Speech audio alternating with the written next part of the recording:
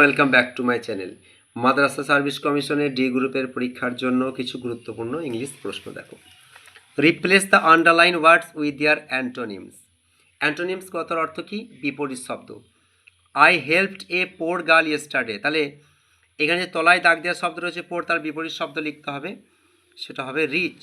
পোরের বিপরীত হবে rich. 2 number, he came sooner than expected. এবারে সোনারের বিপরীত লিখতে হবে লেটার। 3 নম্বর দেখো, I saw a little plant by the road side. লিটিলের বিপরীত কী হবে? Big. She read the conclusion of the novel, তাহলে এটা হবে introduction. Introduction. Identify which of the following sentences are assertive and which are interrogative. দেখো, যেগুলো এখানে জিজ্ঞাসা চিহ্ন রয়েছে সেগুলো ইন্টারোগেটিভ হবে, আর যেগুলো কোনো স্টেটমেন্ট সেগুলো অ্যাসার্টিভ সেন্টেন্স হবে। He spent many years of his life in a village. দেখো, এখানে কোনো জিজ্ঞাসা চিহ্ন নেই, সেজন্য হচ্ছে এটা অ্যাসার্টিভ সেন্টেন্স। পরেরটা দেখো, হোয়ার ডু ইউ লিভ, এটা হচ্ছে ইন্টারোগেটিভ সেন্টেন্স। পরেরটা দেখো, nobody was absent today, এটা অ্যাসার্টিভ। তারপরটা দেখো, did you not hear the bell, দেখো জিজ্ঞাসা চিহ্ন রয়েছে, এটা হচ্ছে interrogative sentence. Fill in the blanks with appropriate preposition, অর্থাৎ সঠিক প্রিপোজিশন দিয়ে শূন্যস্থানগুলো পূরণ করতে হবে। He ran into the room, into কেন? দৌড়ে গেলে আর কি, ঘরের ভেতরে ঢুকলো, সেজন্য আমরা ইনটু ব্যবহার করলাম। The bird flew over her head, over হবে মাথার ওপর দিয়ে বোঝাচ্ছিল। I am walking to the station. The cow is in the field. দেখো, match the following words in column A with their opposites in column B. Patient কথার অর্থ কি? ধৈর্যশীল, তাহলে এটা বিপরীত শব্দ কি হবে? ইমপেশেন্ট, অধৈর্য। ওয়াইজ মানে কি? জ্ঞানী, তার বিপরীত কি হবে? আনওয়াইজ মানে কি? বোকা। সোলো মানে কি? সোলো মানে ধীর, আর ফাস্ট মানে হচ্ছে দ্রুত, তার বিপরীতটা কি হবে? ফাস্ট। পেশেন্টটা হবে ইমপেশেন্ট। জয়েস কথার অর্থ কি? আনন্দ, তাহলে এখানে সরোজ মানে হচ্ছে দুঃখ। Write the antonyms of the following ওয়ার্ডস, নিচের ওয়ার্ডগুলোর বিপরীত শব্দ লেখো। ফোরের বিপরীত তো রিচ, ওয়ার্মের বিপরীত হবে কুল, অ্যাওয়েকের বিপরীত হবে অ্যাসলিপ, আর ডিস্ট্রয়ের বিপরীত হবে construct,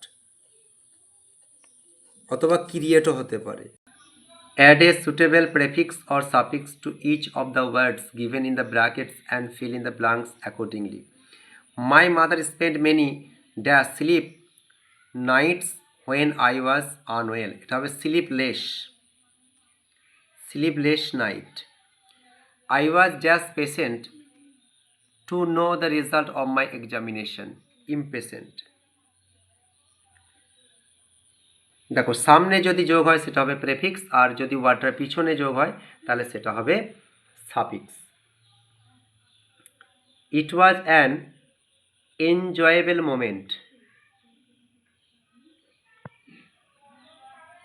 enjoyable moment. The dash bright of the day made me happy. The brightness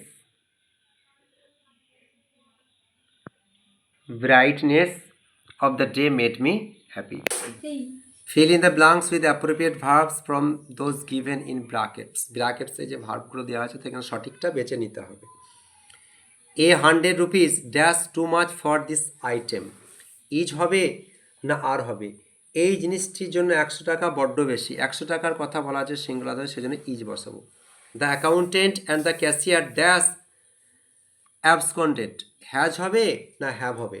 এখানে হিসাবরক্ষক এবং কোষাধ্যক্ষ পলাতক দুজনের কথা বলা হয়েছে, সেজন্য এখানে হ্যাভ হবে। Time and tide dash wait হবে না ওয়েটস হবে? For none. এটার বাংলা মানে হচ্ছে সময় এবং জোয়ার কারোর জন্য অপেক্ষা করে না, তাহলে এটা ওয়েটস হবে, এটাকে সিঙ্গুলার ধরা হয়। Either he or I dash mistaken, দেখো এই অরের পরে যে সাবজেক্টটা থাকবে সেটাকে ধরতে হবে অ্যাম, তাহলে আই আছে সেজন্য আয়ের পর অ্যাম বসাবো। হয় সে, না হলে আমি ভুল করেছি। The ship with its crew dash delayed, was হবে না ওয়ার হবে?